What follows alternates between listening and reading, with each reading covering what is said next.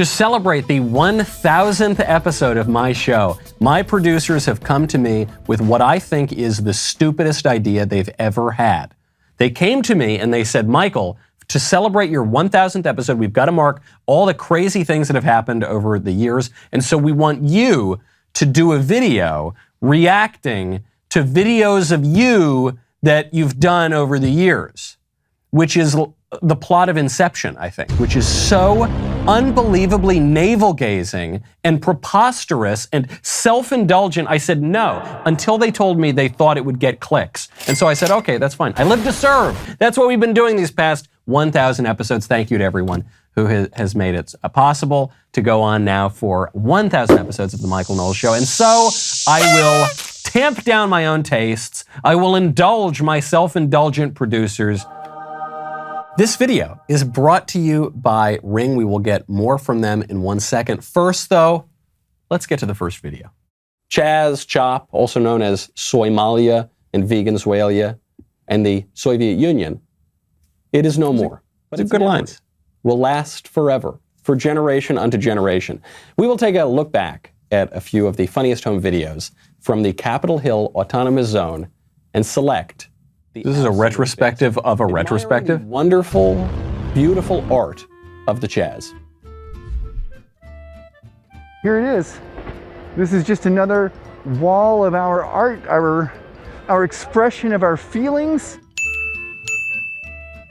I had completely forgotten about the Chaz, the Capitol Hill Autonomous Zone during all the BLM stuff. It's just crazy, especially when you think of 1,000 episodes of doing a show that at least begins with the daily news, how moments that were so intense, that were so, it seemed like it was life or death, the future of our country depends on this. It seems as though the rapidity at which these life or death moments, BLM, Trump, the impeachment, the first impeachment, the second impeachment, the Ukraine, Trump had a phone call with Ukraine, all of these events, it's like the news cycle, they just get us all ginned up. And then they move on. Okay, what's the next clip? Wow, University of Missouri, Kansas City. A lot of gender bending in the crowd. That woman's wearing a shirt that just says fat. It's very difficult to use my platform when people use the heckler's veto to try to shut up any opinion that disagrees.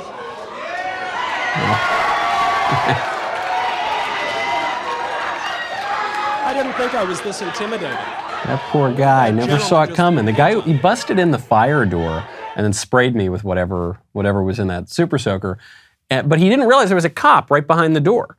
So by the time I feel something hit me, and so I square up on the guy, and by the time I turn on him, that cop's already got him on the ground. And the kid looked up at me with this expression of just sheer confusion, because he didn't think he was going to have to pay any consequence for going in and attacking a speaker at a public university. He was just shocked. I'm really glad that my reaction when the guy sprayed me with the thing was to turn on him. That would have been really embarrassing if I had, turned away or cowered down. But the only regret I have is I wish I had pulled a George W. Bush and just kind of ducked it. Maybe that's for the next 1,000 episodes. All right. I'm asking the questions, so hold on a second. Hold on a second. Yeah. I'm asking the questions. All right. Feel free to try to control it, but you won't get to. Every I want to know presidential what candidate on can the be left at done. AOC did. I'm not one of them. I'm asking you what can be done about climate change. I'm pretty ignorant about the whole argument myself, I'll admit. I'm asking you, what should we do? I've answered this 5 times. No, you haven't. You're rewording it. You're rewording it. I feel so bad for you. I feel so badly for you. Why do you feel badly for me? It's very easy to play a victim. Hold on. You can boo all you want to. I don't give a half a f***ing shit. I asked a yes or no question. And I just want to say, Clay, you're probably the worst moderator I've ever seen in my life. Asking very dishonest yes or no questions, but anyways. That's perfectly fine. The weird thing is, I was supposed to debate Chris Hahn. In reality, Chris was basically the moderator of the debate. Clay Aiken decided he, as a moderator, was going to debate me the whole time. And it did not turn out very well for him, I would say. It turned out about as well as his stint on American Idol, where he lost. We'll get to more on that in 1 second. First, though, you got to go to ring.com/Michael. With summer coming up, I am going to be traveling quite a lot. I'm always traveling quite a lot. And who do I trust when I do that? I trust Ring. You know about the Ring video doorbell. It's amazing technology. You keep an eye on your home from anywhere. You know about Ring Alarm. I hope you know about Ring's alarm. Well, now, do you know that you can go pro? Yes. Ring's award-winning alarm system with available professional monitoring can now let you go pro. What does it mean to go pro? It makes such perfect sense. I can't believe no one had thought about this before. You want to protect your physical home. You want to protect your doors and your windows and everything from the bad guys and the freeze and the fire and the flood, obviously. But we live a lot of our lives online now. And so you got to protect your digital home as well. CNET calls Ring Alarm Pro a giant leap for home security. Protect your Wi-Fi, protect your data, protect the physical home and the virtual home, okay? Do all of that, especially this summer when people are gonna be traveling, having a good time.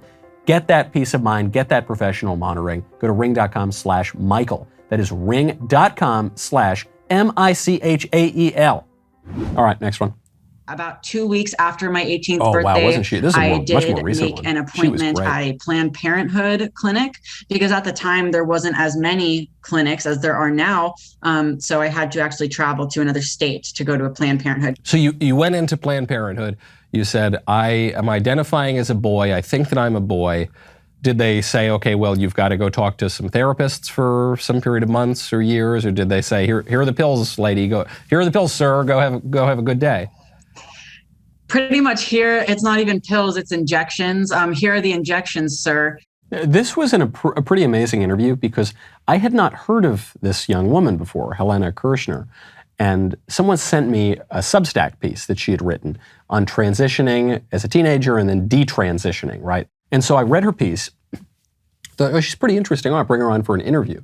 And she was not really well known at all. So we do this interview. I was astounded. We went way over the time that was supposed to be allotted for it. And the thing goes totally viral pretty quickly. And all of a sudden, this girl becomes a pretty big face of the detransition movement. She's good on camera. She's articulate. But she told a compelling story. But it's more, I think, even beyond the interview itself. It's that people know that They just know deep down, no matter what the experts tell you, no matter what the lab coats and the geniuses with the PhDs and everything, no matter what they tell you, people know that boys are not girls. They know that pumping little kids full of cross-sex hormones is probably a bad idea. They know it's going to lead to regret. We know we're going to look back on this in 20 years. And actually, we're going to look back on it already, and we're seeing some of that regret. You've got this social phenomenon. Parents are so eager to help their kids if they're sexually confused. Now, all they're ever being told is, affirm your kid in his delusions. Chop off his body parts. Put him on puberty blockers. Put him on cross-sex hormones. And then this girl comes in and says, that's not what's really going on. Challenges the narrative. Really good interview. If I do say so myself. All right, next up. All rise. Oh, the woke commercials. Oh.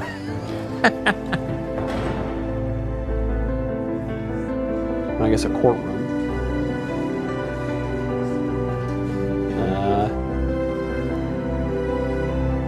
He's the judge, but you thought he wasn't the judge. Let's talk about the look so we can see beyond it. It's always Procter & Gamble. They're always Procter & Gamble. It's funny that the producers mentioned the woke commercials thing, because it was my producer, Ben Davies, said, Michael, I saw these commercials over the weekend. You have to see them. I want to see if you can guess what the product is that they're selling. Because really all they're selling is wokeness and political correctness. But they've now buried the actual product so far you probably can't even guess what it is. So I said, okay, so we do one of these. I figured it'd just be a little one-off thing, throw it up on the channel, see if people like it. And they completely took off. People would stop me on the street, say, Michael, I love, and I'm waiting for them to say the Michael Knowles Show. Maybe they say Verdict. Maybe they say PragerU. Maybe they say the blank book, the book with words.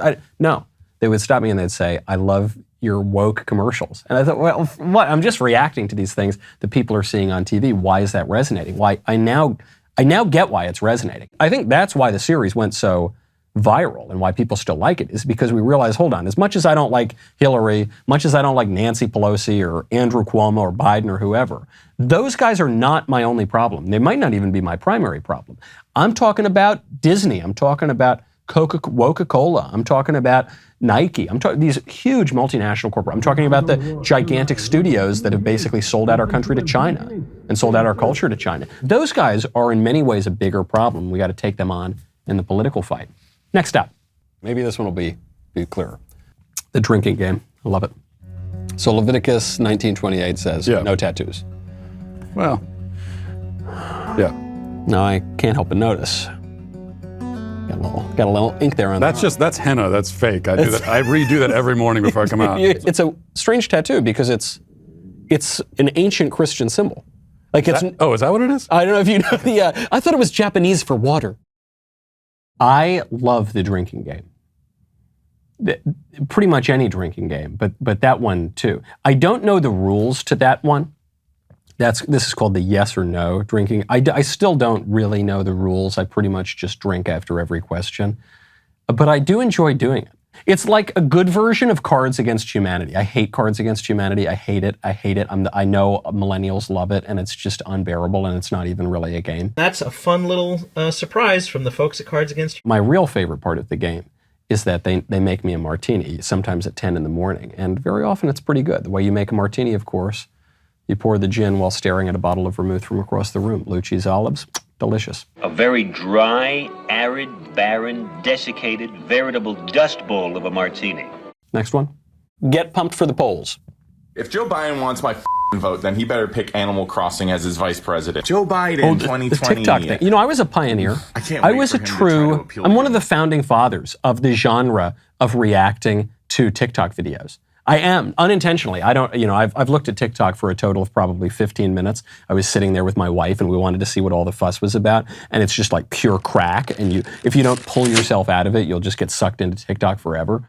I'll tell you, it's very important to bring this kind of weird, creepy content from TikTok to Twitter, because the average age of a TikTok user is like 12 or something. That's not the real number, but it's significantly lower than the average age of a Twitter user or certainly of a Facebook user. So you're talking about an extremely influential platform where normal grown people just have no idea what's actually going on. So I was glad we were able to do that. I think that's why the TikTok stuff did go viral. Just like this is going to go viral, because this is some extremely edgy reaction. It's content reacting to reactions of content that sometimes reacts to things. And it will be like a taco inside a taco within a Taco Bell that's inside a KFC within a... This, as I react to my 1,000th episode. Thank you to all of you who have made that possible. 1,000 episodes. We look forward to 1,000 more. And I, on the 2,000th episode, cannot wait to look back and reflect on my reflection from the 1,000th episode, on all of my reactions to reflections from the many years before that. Thank you, and see you next time.